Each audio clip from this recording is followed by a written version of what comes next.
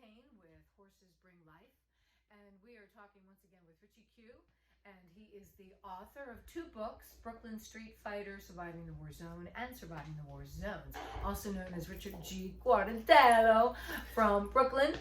And one of the things about Horses Bring Life is that it's about people who rescue animals, who love their animals, take great care, whether they're horses, pigs, or the crazy dogs that greet me at the door when I come into Richie Q and Wendy's house.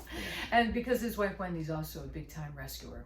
So we're going to continue on now with chapter 22, Events of 1964. This will be the 3rd part, although in each of these parts, you've been telling a few short stories, which has really been fun. Yeah. We have the author right here recalling, which is just amazing how you recall so many specifics. I mean, the books are add even more, so if you want to follow along, that's great too, and you can get those at Amazon and Barnes & Noble. So we'll continue on now with chapter 22. Yes. Well, this is a story about Long Beach. A friend of ours, was a New Lost boy, Michaelman, invited us to his home in Long Beach. Long Beach is a real nice area, mostly Jewish. Real nice area, safe area. And it was me, Big Davy, Louie, Sandy. And we went with the Schmidt-mobile, which is another story. The Schmidt-mobile? Yeah, you'll learn later. Okay. He had a station. I can't wait. He had a station wagon. Because you got to be careful the way you say that. We were too young to drive. So, but Schmidt was a little older. So. But I thought you were 17 now. We used to. Too young to drive. Oh, okay. You needed to be 18. Oh. I had a permit. I could drive with a licensed driver. But so we go in, we pack up, we go in the station wagon and we go to Long Beach, So there's a pizza place there. So I said, man, I feel like having a piece of pizza. Of course you do. So we're walking to the pizza place. Now there's Charlie Tarzan. We've got some heavy hitters. Sandy, everybody's got the Davey, Louie, a nickname. Yeah. Charlie Tarzan. I wish I knew him. Big Davey. Is he still around? He's in the book. He's the guy with all the muscles. Okay. Yeah, Charlie's still around. Great artist. All right. So we so now we're walking down the block and we get pizza, whatever. We're walking back to the car to go to Michaelman's house. These 3 huge dudes, weightlifters, apparently. They were tall and huge, They're like Big Davey and Big Louie were big guys. I'm a little guy. Sandy's a little guy. Tarzan's like my size, but huge, Muscly.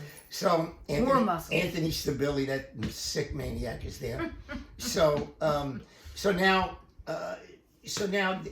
one of the guys are making fun of the way Davey walks. Kind of Davey waddled a little bit, he's a big dude, So the guy's making fun. So Louie turns around and goes, Davey, look at that guy, he's making fun of you. So Davey turns around and he looks and the guy goes, yeah, what of it? Bang! Davey hits him. The guy goes like this. Barely moved and Davey can hit. I grabbed it. I jump on the guy. I grab him by the neck. I spin him around, and he's got this huge sweater, knitted sweater they used to wear at the time, big collars, knitted sweater. I throw the sweater over his head. I throw him there's an alcove of a bank. I throw him in there, and I'm like, bang, bang, bang. I'm not giving him a chance to set up. The other guys are beating up those other 2 guys. But this guy is huge, and I'm not going to give him a chance to set up or get off on me, Right. So I'm banging him. I got his sweat over his head. He's holding knots. He can't get out. And I'm banging his shit out. I didn't knock him out, but I'm banging him.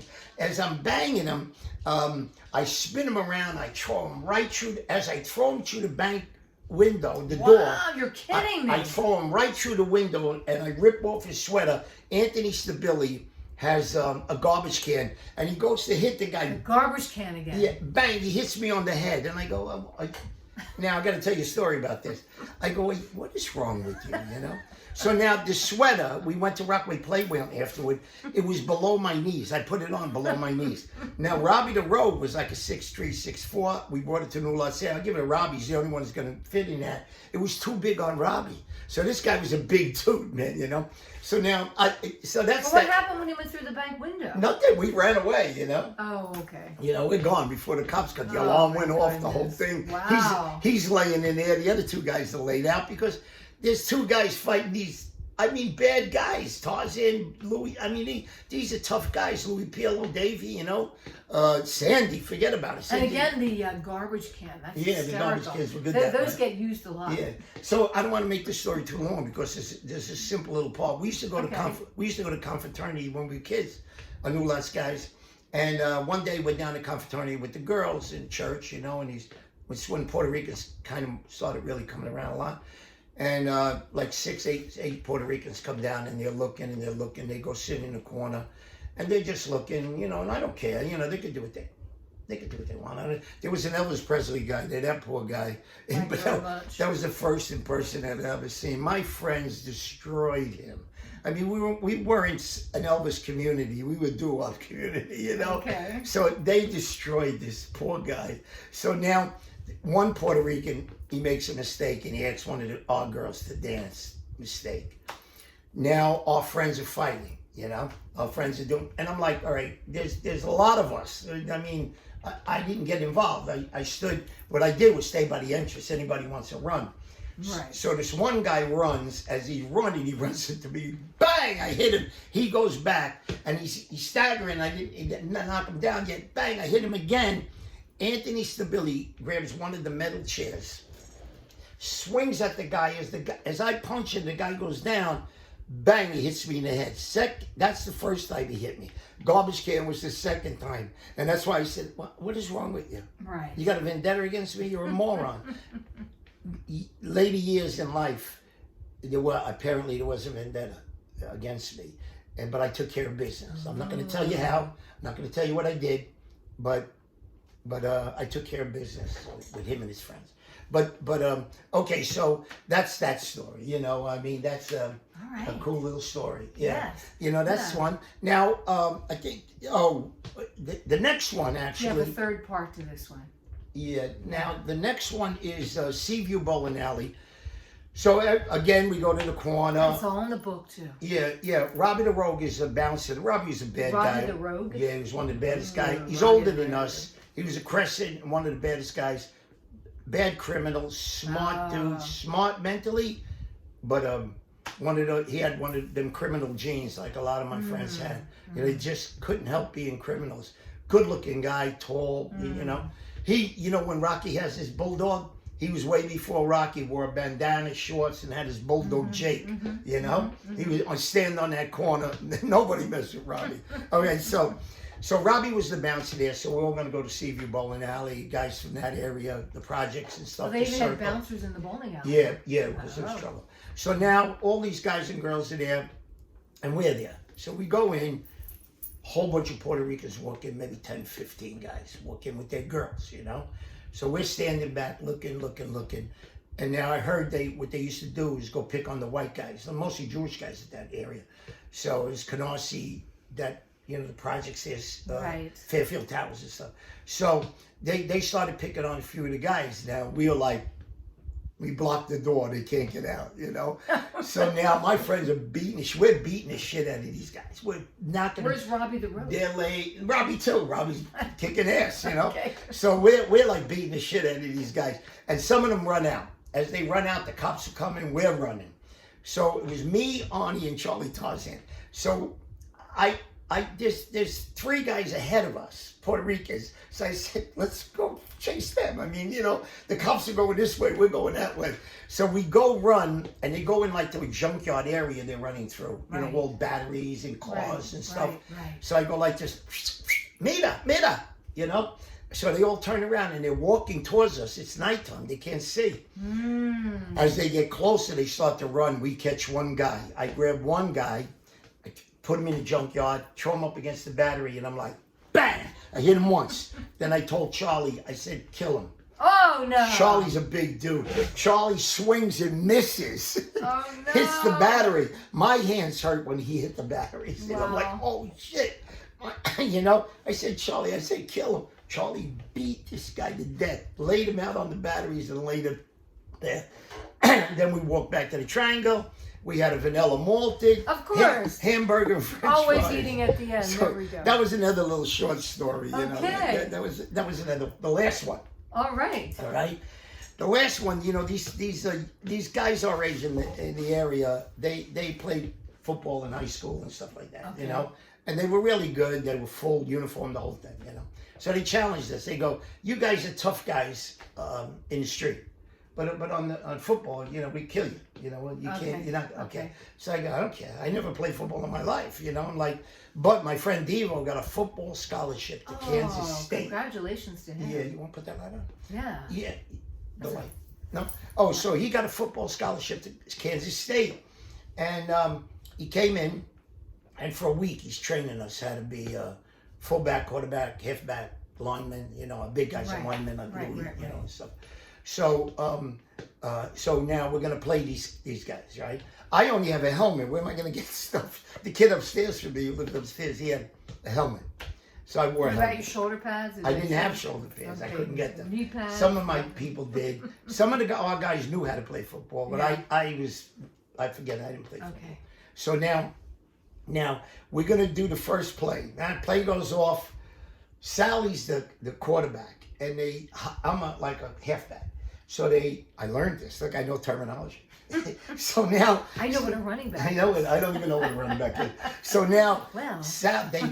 they hike the ball to Sally, and Sally grabs the ball, 2, and they 3, 2, 1. they tackle him. Oh no. And they break his arm in 3 spots. Oh no. And I'm like, oh shit, I gotta go to work, man. Like this Yeah. is a very dangerous game. It Violence, is. violence. you know? Especially in the streets. So now we're gonna do Sally. They got to take Sally to the hospital. So one of the coaches takes him. Now there was a few coaches. Diva was a coach. Mr. McGrain, Mikey's father, always did sports. He was a coach, and somebody else they were all coaches. So now we're gonna do the second play. So now they hike the ball to me. I get the ball and I'm really quick. I'm quick in short spurts. You can't. I'm a lightning, you know. Yeah. And I'm like, I run down the field. Now they're in front of me, and I'm a fighter, so I'm bobbing and weaving and sidestepping, banging guys down, smacking guys. Yeah, I'm spinning, dancing, and doing a cool jerk. No, so I'm doing my thing, and and I'm running down the field, and they finally get around me. I'm almost to the goal line even, but they finally get around me, and they stop. Play's dead. They blow the whistle. Play's dead. So they all let go, but this one guy, and I'll tell you his name. He don't hate me today, but he's on Facebook with me. So what he does is he's grabbing me by my mask and trying to pull me on the floor. Right. The player's dead. Devo goes up to the guy and says, "Hey, what are you doing, man? He's the player's dead." He goes like this. He's going down. As soon as I heard that, I'm like, okay, that gives me the okay. I grab him by the mask, and I'm like, pull!